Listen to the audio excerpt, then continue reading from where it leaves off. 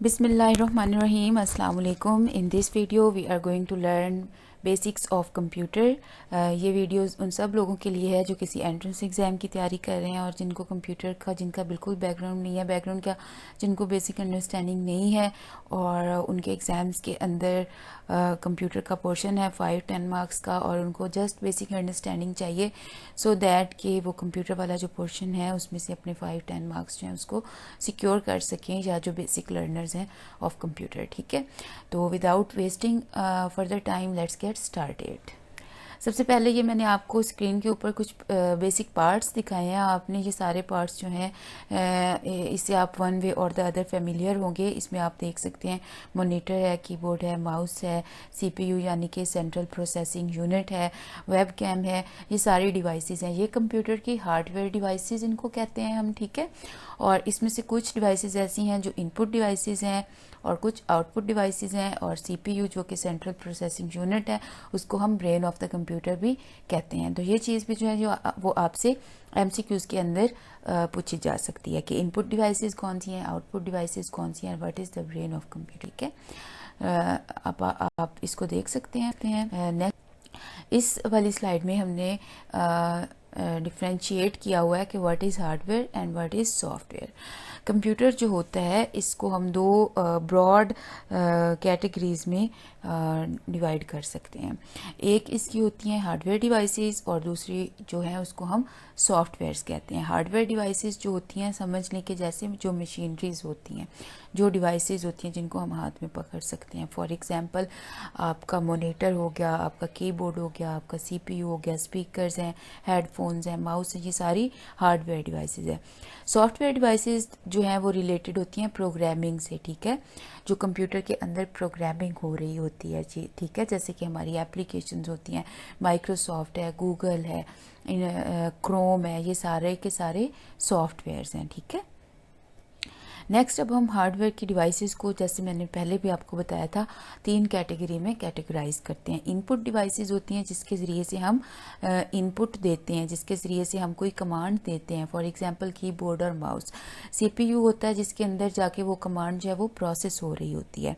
और फिर output devices वो होती हैं जिसके ज़रिए से हमें आउटपुट मिल रहा होता है, जो हमने कमांड दी होती है उसको प्रोसेस होके वो उस पर अमल होके हमारे सामने आ रहा होता है। जैसे कि मॉनिटर की स्क्रीन के ऊपर हम कीबोर्ड से इनपुट देते हैं, हम की प्रेस करते हैं और मॉनिटर की स्क्रीन पे वो लिखा हुआ आ जाता है। ठीक है, तो इसकी ये एक एग्जांपल थी। नेक्स्ट हम देखते हैं फिर ये मेरे पास अब वही मैंने पिक्चर जो है उसको रिवाइज किया है। ठीक है, इसमें आप लोगों ने करना ये है कि आपने मुझे बताना है कमेंट सेक्शन के अंदर कि मॉनिटर इनपुट डिवाइस है या आउटपुट डिवाइस है। तो देखते हैं कि आपको कितनी अंडरस्टैंडिंग हुई है। इसी तरह के छोटे छोटे बेसिक एमसीक्यूज भी आपके एग्जाम्स में आपसे पूछे जा सकते हैं डिवाइसेस का नाम देके कि ये इनपुट डिवाइसेस हैं या आउटपुट डिवाइसेस हैं बेसिक कंप्यूटर या फंडामेंटल कंप्यूटर एग्जाम्स के अंदर। ठीक है, अब यहाँ पे हमने एक लिस्ट की फॉर्म में रखा है सारी चीज़ों को अलग अलग डिवाइड करके।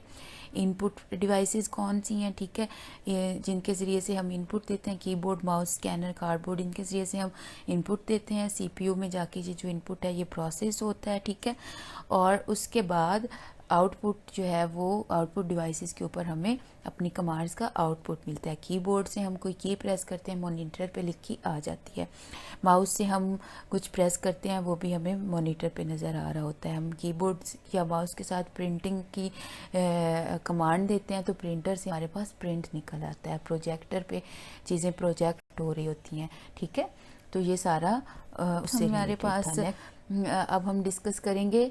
हमने हार्डवेयर्स को तो डिस्कस कर लिया, उनकी हमने पिक्चर्स भी देख ली। अब हम देखेंगे कुछ सॉफ्टवेयर्स को हम डिस्कस करेंगे, और स्पेशली जो सॉफ्टवेयर ज़्यादा इम्पॉर्टेंट हैं एग्ज़ाम पॉइंट ऑफ व्यू से भी और आपकी डेली रूटीन के हिसाब से भी, जो हमारा एक normal day to day use होता है, बहुत एक फॉर अ लेमैन, फॉर बल्कि हम एक स्टूडेंट के यूज़ के लिए जो चीज़ें इंपॉर्टेंट होती हैं, जो सॉफ्टवेयर्स इंपॉर्टेंट होते हैं, उनको हम देखेंगे। इसमें हमारे पास माइक्रोसॉफ्ट ऑफिस जो है ये मोस्ट इम्पॉर्टेंट सॉफ्टवेयर है, और एग्ज़ाम्स के अंदर इसी से रिलेटेड क्वेश्चंस भी पूछे जाते हैं। ठीक है, माइक्रोसॉफ्ट ऑफिस में हमारे पास 3 डिफरेंट है सॉफ्टवेयर, मतलब एक ही सॉफ्टवेयर है, उसमें 3 डिफरेंट प्रोग्राम्स हैं।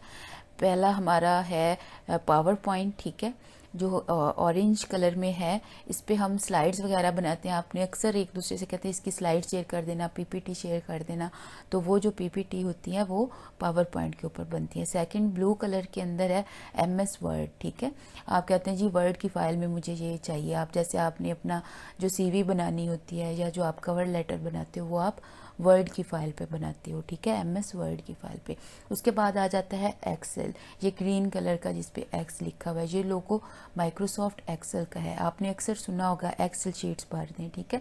तो इसके ऊपर ज़्यादा जो काम है वो नंबरिंग से रिलेटेड, शीट्स, लिस्टिंग, इस तरह का जो काम होता है, जो नंबर से रिलेटेड होता है, कैलकुलेशन से रिलेटेड होता है, लिस्टें बनाने से रिलेटेड होता है। शीट्स जैसे बैंक की शीट सारी जो है वो एक्सेल पे बनती हैं, ठीक है। आपकी अटेंडेंस शीट बन सकती है, तो शीट्स ऐसा काम जो है वो सारा हमारा एक्सेल पे होता है। आगे मैंने आपके अंडरस्टैंडिंग के लिए एक स्क्रीन के ऊपर आपको दिखाया है कि किस तरह से माइक्रोसॉफ्ट वर्ड का जो प्रीफेस है वो होता है और कैसे आप इस पे काम करते हैं। जब आप माइक्रोसॉफ्ट ऑफिस को खोलते हैं, माइक्रोसॉफ्ट ऑफिस में एमएस वर्ड को ओपन करते हैं, तो एमएस वर्ड कुछ इस तरह का दिखता है, ठीक है।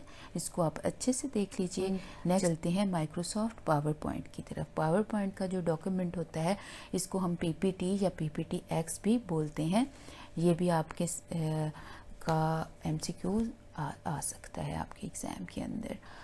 फर्दर ये मैंने आपको आपकी अंडरस्टैंडिंग के लिए आप पावर पॉइंट का प्रीफेस आपको दिखाया है, ठीक है। इस तरह से दिखता है पावर पॉइंट जब हम इसको ओपन करते हैं और इस पर अपना काम करते हैं। ये स्लाइड्स हैं, डिफरेंट स्लाइड जो नज़र आ रहा है आपको, ठीक है। उसके बाद अब देखते हैं थोड़ा सा और समझने की कोशिश करते हैं माइक्रोसॉफ्ट एक्सेल को। इसका ग्रीन कलर का लोगो होता है और इसके लोगो के ऊपर एक्स और एक साइड पे ये टैब सी बनी होती हैं, ठीक है। काम ही शीट से रिलेटेड है और ये कुछ माइक्रोसॉफ्ट एक्सेल का जो होम पेज है वो कुछ इस तरह से दिखता है। इसके अंदर आपके पास कॉलम्स और टैब्स होते हैं, ठीक है, और ये आप इसको अपनी स्क्रीन पे देख सकते हैं। नेक्स्ट हम देखेंगे कीबोर्ड को। कीबोर्ड क्यों इम्पॉर्टेंट है आपके एग्ज़ाम पॉइंट ऑफ व्यू से? इसलिए इम्पॉर्टेंट है कि एक तो ये कि कीबोर्ड से ही हम सारा काम कर रहे होते हैं और दूसरा ये कि शॉर्ट कीज़ जो हैं ये बहुत ज़्यादा एमसीक्यूज़ आंसर में पूछी जाती हैं, ठीक है। शॉर्ट कमांड कीज़ जो होती हैं, तो वो पहले हम कीबोर्ड को थोड़ा सा देख लेते हैं टू हैव एन आइडिया कि कौन सी की कहाँ पर लोकेटेड होती है, एंड आफ्टर दैट हम शॉर्ट कीज़ का ओवरव्यू करेंगे। ये नेक्स्ट इसमें मैंने आपकी अंडरस्टैंडिंग के लिए इसको किया हुआ है, लेबल किया हुआ है। ये ऊपर एस्केप की की होती है, फंक्शनल कीज़ कहते हैं एफ कीज़ को, ये सबसे ऊपर टॉप के ऊपर होती हैं, ठीक है। F1, F2, F3, F1 से लेके F12 तक फंक्शनल कीज़ होती हैं, हर की का डिफरेंट फंक्शन होता है।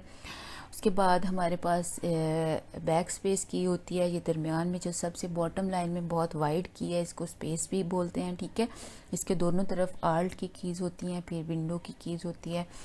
ये सारी जो हैं ये इसको हम इसलिए देख रहे हैं कि शॉर्ट कीज़ जो हैं कीबोर्ड की वो इन्हीं कीज़ को हम मिला के जब प्रेस करते हैं तो डिफरेंट कमांड्स हम दे रहे होते हैं विदाउट यूजिंग माउस, ठीक है।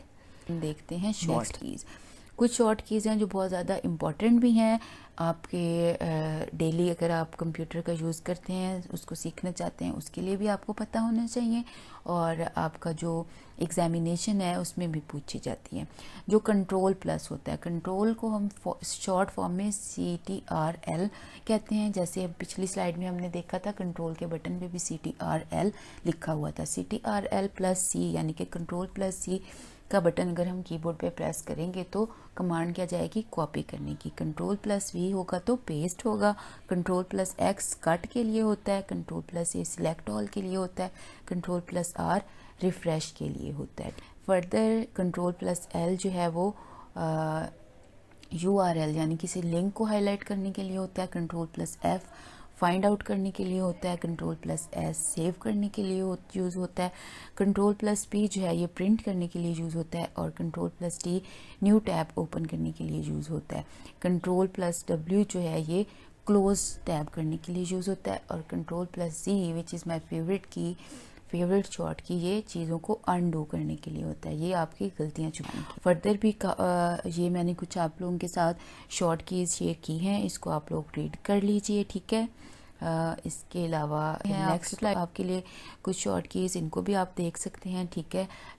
ये जो हैं ये बहुत कम पूछी जाती हैं एग्ज़ाम पॉइंट ऑफ व्यू से, बट आपको पता होना चाहिए, ठीक है। ये कुछ और शॉर्ट कीज़ एंड ये और शॉर्ट कीज़ हैं, इनके आप स्क्रीनशॉट लेके भी इनको बाद में सेव करके इनसे रीड कर सकते हैं, which ever way you find easy, ठीक है। कुछ मैं देख देती हूँ, जैसे Ctrl+W है क्लोज द करंट टैब और विंडो, ठीक है। Ctrl+9 है switch to the last tab, Ctrl+1 and 8 है स्विच बिटवीन टैब्स, Ctrl+Shift+N है create a new folder, Ctrl+Shift+Escape है direct open the task manager, Ctrl+Alt+Delete है एक्सेस टास्क मैनेजर, ठीक है। Ctrl+Escape होता है open the start menu.